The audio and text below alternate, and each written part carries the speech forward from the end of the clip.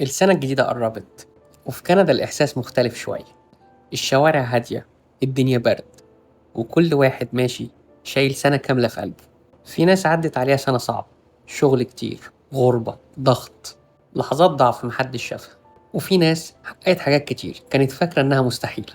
بس الحاجة المشتركة بين الكل إننا كملنا، رغم البرد، رغم الوحدة، رغم كل مرة قلنا فيها خلاص مش قادر. السنة الجديدة هنا مش حفلة وبس، هي لحظة هدوء كده تقف مع نفسك وتسأل: أنا اتغيرت إزاي؟ اتعلمت إيه؟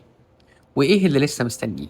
يمكن كندا محققتش كل الأحلام، بس علمت ناس كتير الصبر، الاعتماد على النفس، وإن البداية من الصفر مش عيب.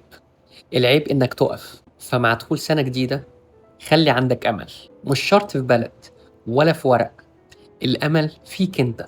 قولولي بصراحة، إيه أكتر حاجة نفسكم تحققوها في السنة الجديدة؟ حتى لو بسيطة، اكتبوها لي في التعليقات، يمكن تكون هي دي أول خطوة. وأشوفكم الفيديو الجاي في كندا بعيون واقعية.